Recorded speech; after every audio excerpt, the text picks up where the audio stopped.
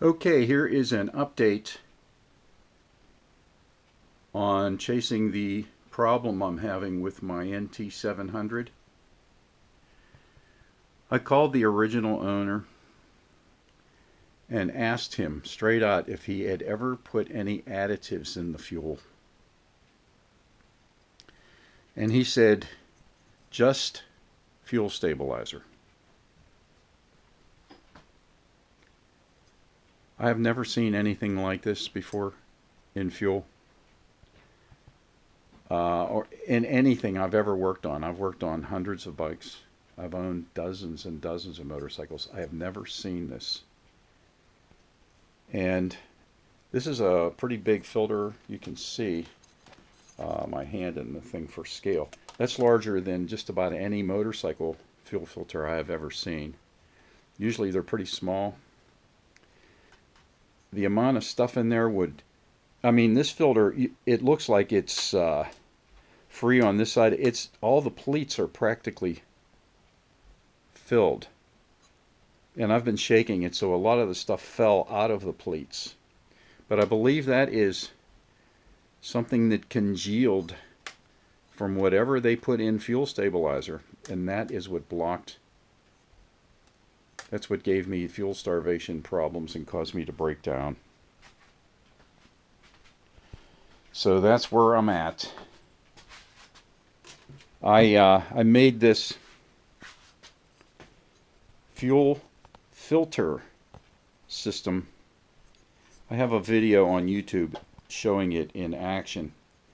I hooked up the intake to a hose that went in the tank, and then I would have it sucked through the filter, through the fuel pump, and then right back into the fuel tank.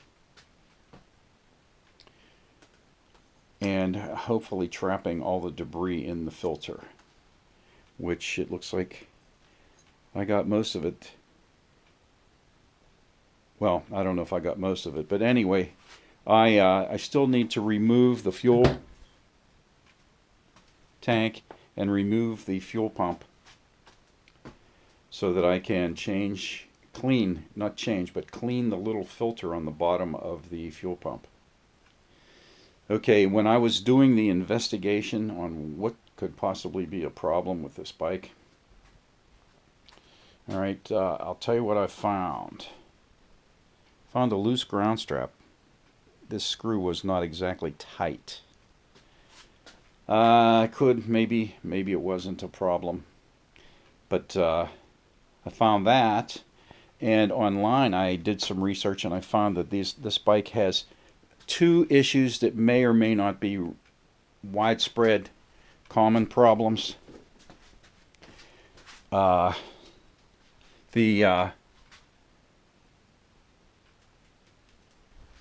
water pump seal and the water pump impeller shaft, they get abraded because of, they think it's because of the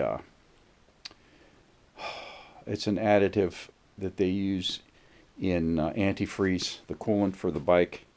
But that is not real common, but it is one of the issues they've had with this bike. Silicates, that's what that's called.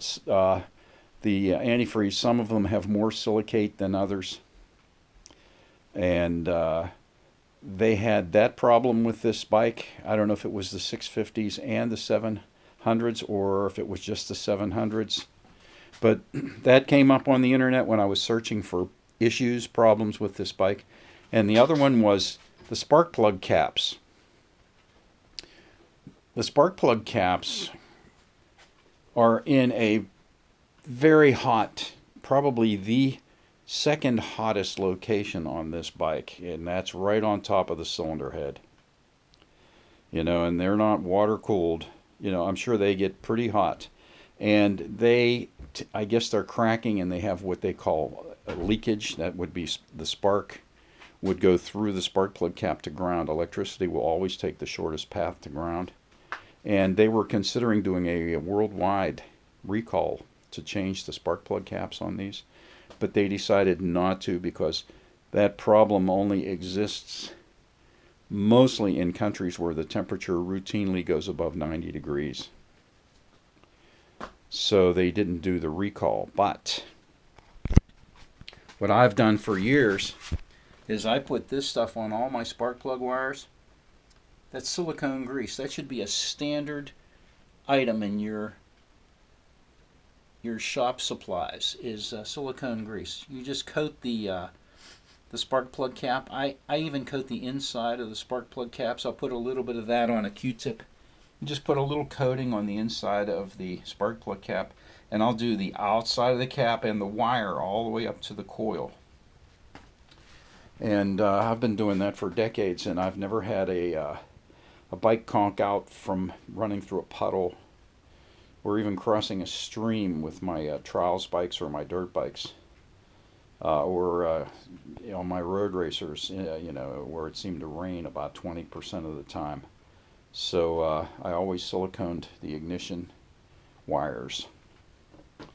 So those are two known issues with these bikes. But those spark plug cap issues, that can be just about any bike that has to do its job in a hot climate.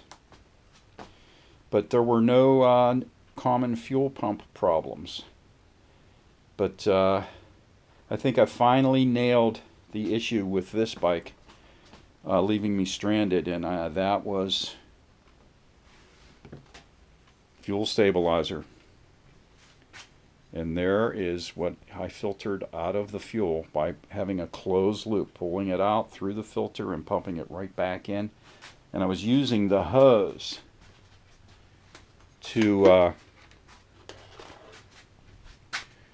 this plastic hose, which is a lot stronger than this flexible gas line. This here, you can't really get it to go where you want it to go, but this one here, this plastic line, I can aim this, and I had this going, scraping the walls and scratching along the floor of the fuel tank, and occasionally I would hit a little pocket of what was apparently a dried honey hole of this stuff, and I would see the filter cloud up for about 15 or 20 seconds every once in a while I was probing around in there, because you can't really see too far in there. But anyway, I think that was pretty much it. It wasn't an issue with the bike. It was an issue with fuel stabilizer in the gas. I'll see you there. I'll keep you updated.